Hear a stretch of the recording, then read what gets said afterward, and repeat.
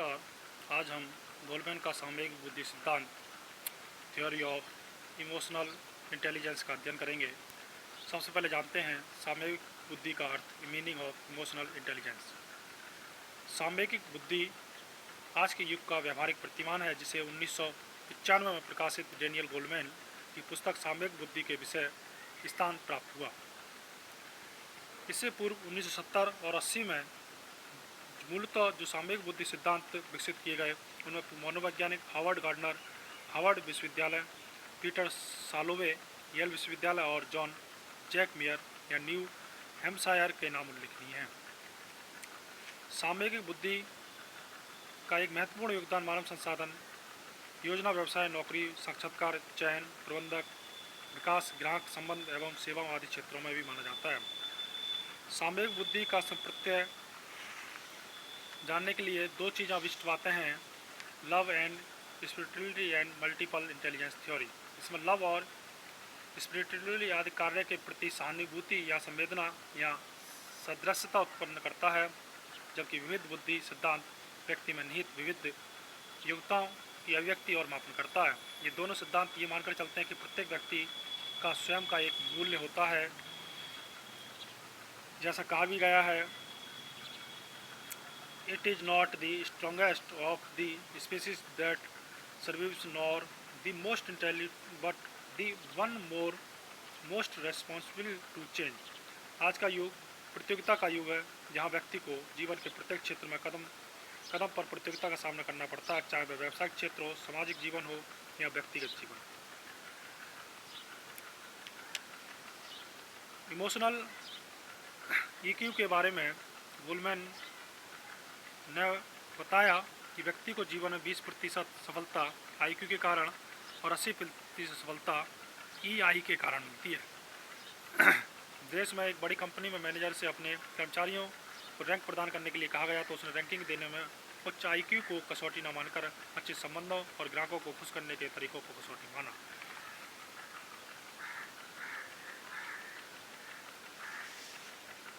सामयिक बुद्धि की विशेषताएं। डेनियल गोलमैन, अमेरिकी मनोवैज्ञानिक, ने सामयिक बुद्धि की अग्लिखित विशेषताएं बताई हैं। सबसे पहले आत्म जागृति, सेल्फ अवेयरनेस। ऐसे व्यक्तियों को अपने संवेगों को ठीक से पहचान होती है और वे यह जानते हैं कि संवेग हमारे विचारों और व्यवहारों को किस प्रकार प्रभावित करते हैं। व्यक्ति अपनी क्षमताओं और कमियों के बारे में बखूबी जानता है और आत्मविश्वास में पूर्ण होता है।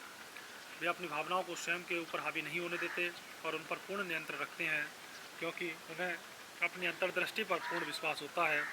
वे स्वयं का ईमानदारी से मूल्यांकन करते हैं। इसीलिए अधिकांश लोग आत्मजागृति और सामयिक बुद्धि का सबसे महत्वपूर्ण भाग मानते हैं। आत्मनियंत्रण, सेल्फ रेगुलेशन। इस प्रकार की योग्यता से तात्पर्य संवेगों और उत्तेजनाओं को नियंत्रण से है।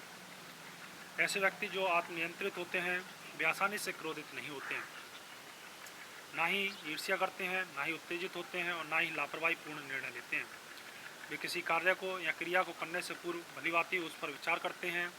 आत्मनियंत्रण के गुणों के अंतर्गत गहन विचार, सहज परिवर्तन, सामंजस्य और ना करने की योग्यता आदि आती है। अतः सामयिक बुद्धि से संपन्न व्यक्ति अपनी भावनाओं को स्वस्थ तरीके से नियंत्रित करता है, पहल करता है और बदलती परिस्थितियों से सामंजस्य स्थापित कर देता है।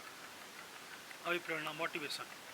ऐसे व्यक्ति जिनमें सामयिक बुद्धि का स्तर पर्याप्त उच्च होता है, वे प्रायः प्रेरणा से परिपूर्ण होते हैं। उनमें उच्च स्तर के विकासशील कार्य करने की क्षमता है। वे चुनौतियों को स्वयं स्वीकार कर लेते हैं और उनमें कार्य करने में आनंद का अनुभव करते हैं, और जो कि कोई भी कार्य अपने हाथ में लेते हैं उसमें प्रभावपूर्ण तरीके से सफलता प्राप्त करते हैं। ऐसे लोग हर समय जोश और उत्साह से भरे रहते हैं। ऐसे व्यक्ति दीर्घकालीन सफलता के लिए तात्कालिक परिणामों की परवाह नहीं करते, उनकी अनदेखी आसानी से कर देते हैं और इनका एकमात्र उद्देश्य लक्ष्य प्राप्ति होता है। सहानुभूति, एम्पैथी। संभवतः सामयिक बुद्धि का एक दूसरा अत्यंत महत्वपूर्ण कारक है सहानुभूति का। तात्पर्य यह है कि जो लोग अपने इर्द गिर्द रहते हैं, आप उनमें अपनी पहचान बना सकें और उनकी इच्छाओं, विचारों और आवश्यकताओं को आसानी से समझ सकें। इस गुण से युक्त व्यक्ति दूसरों की भावनाओं को आसानी से समझ जाते हैं भले ही ये भावना स्वाभाविक ना हो। इसका परिणाम यह होता है कि ऐसे लोग प्रबंधन के क्षेत्र में महारत हासिल करते हैं।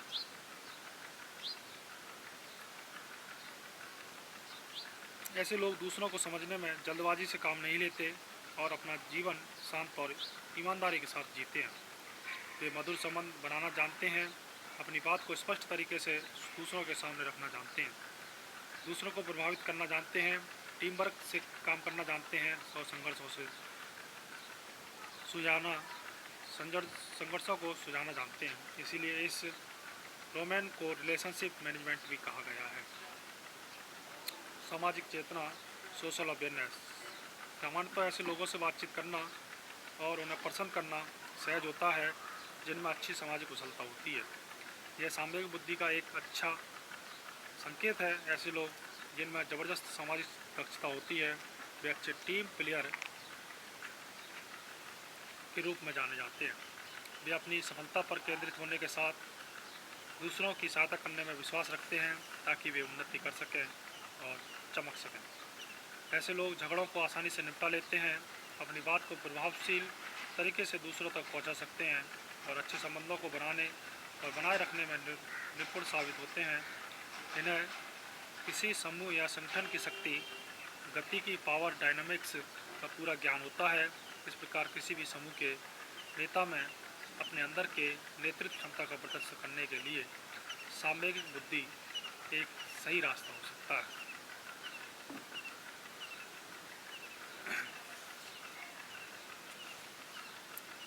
जैसा कि हम जानते हैं, आज की दुनिया में स्मार्ट लोग ना तो अत्यधिक सफल होते हैं और ना ही अपने जीवन से संतुष्ट रहते हैं।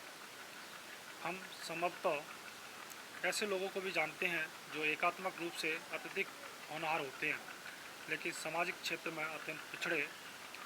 वे अपने कार्यक्षेत्र में भी पिछड़े रहते हैं और व्यक्तिगत संबंधों में भी। जीवन में सफल होने के लिए IQ ही पर्याप्त नहीं है। IQ आपको कॉलेज में प्रवेश दिलाने में सहायक हो सकती है, लेकिन यह EQ ही है जो परीक्षा भवन में आपको आपके तनाव और मनोवेगों को नियंत्रित करने में सहायता प्रदान करती है। तो इस प्रकार से आज हमने गोलमैन का सामूहिक बुद्धि सिद्धांत पढ़ा और उसकी विशेषताएं, जिसके आधार पर हम अपने संवेगों के जरिए हम अपने जीवन में इस प्रकार से सफलता हासिल कर सकते हैं।